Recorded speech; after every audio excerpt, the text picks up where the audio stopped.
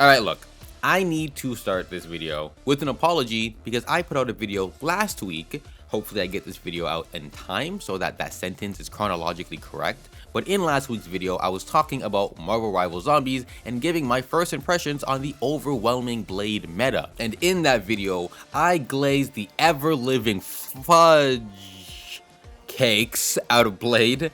I'm monetized now, so I don't think I can swear this early into the video. But yeah, I was glazing Blade's balls like a box of chocolate glazed Timbits in last week's video, and I just need to apologize mainly to all of the Magic players because I've been running some Magic builds in Nightmare difficulty, and I might have to become a Russian Snow Buddy convert.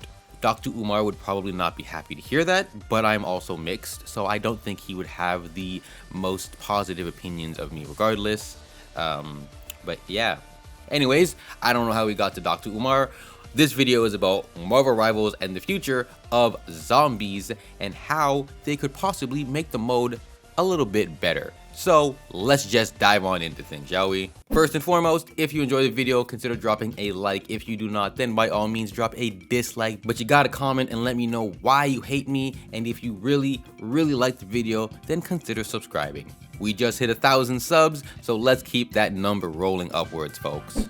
Alright, so Marvel Rivals Zombies mode. Thanks to this interview done by Gosu Gamers, we know that NetEase got the idea to use zombies as its first PvE mode because they work closely with Marvel Animation, and both teams thought it would be a great collab due to the Halloween season and because the Marvel Rivals Zombies series is releasing or just released in September. However, and this is just my own speculation as I'm not actually aware if we have any official development timeline for this mode, but from this interview, it sounds like zombies was almost like a last minute idea that was thrown together in a few months.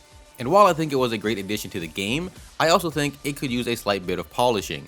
I think the first major issue you'll notice while playing this mode is that not all of the heroes are made equally. Blade and Magic are easily the best meta picks with Punisher close behind them. However, my man Thor and Jeff get left entirely in the dust. And while I have seen Jeff players rack up some crazy numbers in this mode, Thor is always at the bottom of the stat sheet in every difficulty of the mode. Which is a shame because the trailer for Zombies made Thor look like an utter badass by giving him 37,600 health and then a never-ending stream of awakening runes. However, in the actual game, he hits like a wet noodle. Now next year, when Zombies returns, I'd like to see first of all a larger roster of heroes to play, maybe like 10 of them, and I want all of the heroes to feel viable and somewhat equal to each other. One way I think that they could achieve this, besides just simply pumping up those damage numbers, is to give heroes some niches to fulfill a role in the team. For example, Thor is a tank, who we've seen is able to hit over 37,000 health. So why not have his attacks build up aggro to cheese enemies into attacking him over everybody else in the lobby? He would essentially play like an MMO tank where he rushes in on the front line to draw aggro and control mobs of enemies. Perhaps even having some type of aggro meter or bar that increases his damage and reduces the damage he takes as it fills up. And if we wanted to mix a little God of War into our God of Thunder, that aggro meter could cause Thor to explode into a rage mode after remaining full for a certain amount of time, dramatically increasing his attack speed, range, and damage for a limited time before resetting the bar. A change like this would be better than just a blanket increase to overall damage numbers because it introduces a system that encourages different playstyles and incentivizes players to play different heroes. It's also something that can be easily built off of and expanded on. For example, Thor could have cards and a skill tree that modify the effects of his aggro bar. Perhaps you can modify it so that as the rage meter builds up, he deflects damage back at enemies, with that damage increasing as his rage meter is higher. Or maybe instead of entering rage mode whenever the bar is full, you can modify the effect so that a massive thunderbolt comes crashing down from the sky, dealing huge area of effect damage to all of the zombies nearby him.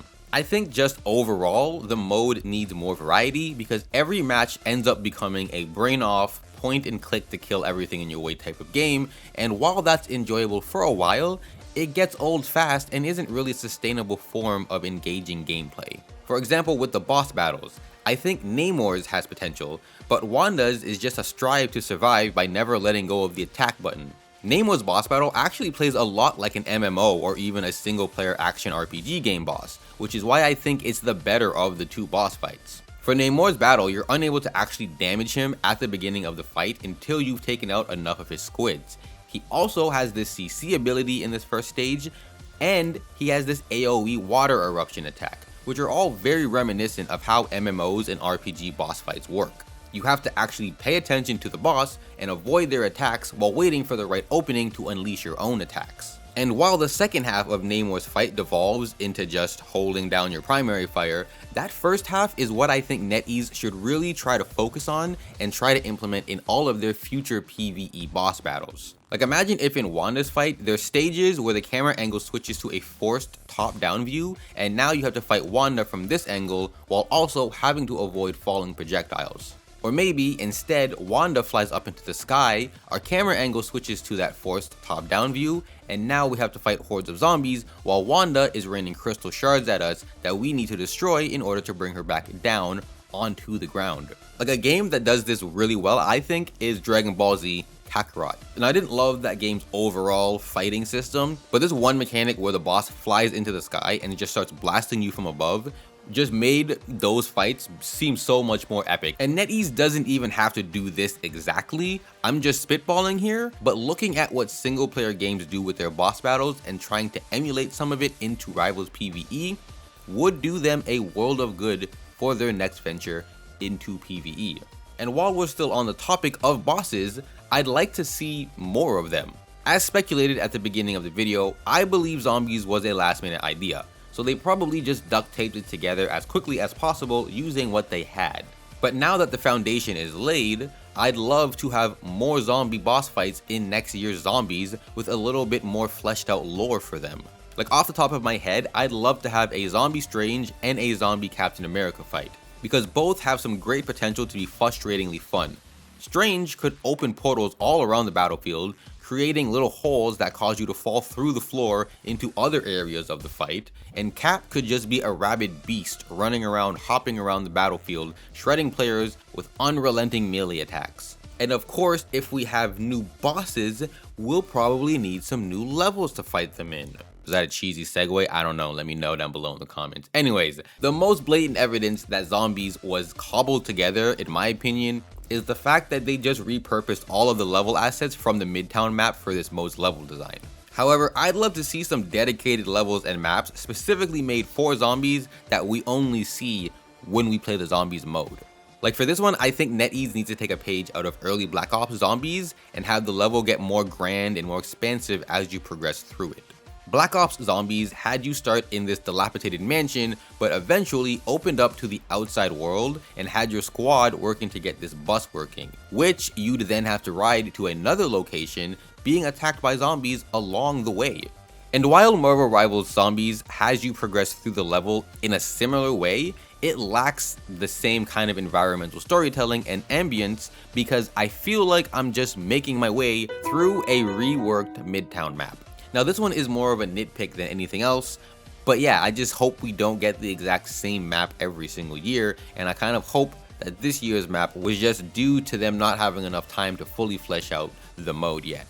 Then finally, I think we all can agree that next year, we need a way better card/upgrade system for this mode. I said it in my video last week, but every hero's upgrade path in this mode is a this or that situation, with no reason to mix or match upgrades. Magic and Punisher are probably the best example of this. Magic's red cards only affect her human form, while her blue cards only affect her Dark Child form, and then her two upgrade options for her ultimate allows her to permanently be Magic or permanently be Dark Child. This means that half of your cards are literally useless to you if you want to play Magic with any type of effectiveness. And this problem is seen in basically all of the heroes except maybe Blade. Blade is the one hero that can actually benefit from grabbing a couple blue cards if you're building red. For example, I find that grabbing the Ankh cards pretty useful once I'm stacked up on red cards. The Ankhs generate on kills and pull small zombies into piles,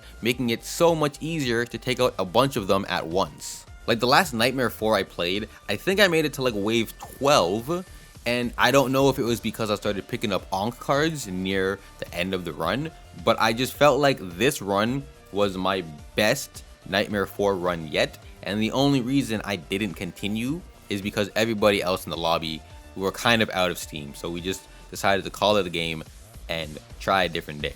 But yeah, outside of Blade, every hero in this mode is designed to be built entirely using one upgrade path or the other, and I think a mix and match system would feel a lot better. Like, what if instead of Punisher's cards being split between upgrading the rifle or upgrading the shotgun, they're universal? For example, his red cards could have raw damage, fire rate, magazine size, etc. for both of his guns. Then his blue cards could give his shots some interesting modifiers, like a percentage based chance to fire an explosive round. And a lot like the Thor change I proposed earlier, this concept could be expanded upon for even more interesting modifiers. For example, instead of an explosion round, what if there's a card that gives Punisher the chance to fire a PIM particle round, causing any allies nearby to grow in size, increasing their damage output and resistance? Or he could have a singularity round that sucks zombies in like a black hole. There's just so much more you could do with these upgrade cards, and we know NetEase is willing and able to do it because we've seen what they've done in Ultron's Battle Matrix with those cards. And if you're thinking these crazy powerful upgrade cards would make the mode too easy, I'd have to disagree, because you really don't get any of the OP cards in zombies until Nightmare difficulties. And they could easily just reserve these super strong cards to Nightmare 4 or something similar. All in all though, to wrap this video up, I think Marvel Rivals Zombies was a great addition to the game. It definitely breathed some new life into the game for me, as I feel like the game has hit a bit of a lull in Season 4, especially since I'm not playing ranked as much as I was in the past seasons, and I'd love to see the mode return with its systems and features expanded on in the next year. But yeah, that's gonna do it for this one though, folks. So y'all let me know down below, what are your thoughts on Marvel Zombies, and what would you like to see for the future of PvE in Marvel Rivals? And if you've made it this far into the video, first of all, thank you, you're a champ, love you long time. If you really enjoyed it, consider dropping a like. If you didn't, then I don't know how you made it this far into the video, but please do let me know, and feel free to drop a dislike. And if you really enjoyed the video and are still here, why aren't you subscribed? Also, hype my video if you're watching on mobile. I think those help. I don't know. My last video didn't do so hot, and it got some hypes. But yeah, do all the things, click all the stuff, and until next time, I'll catch y'all later.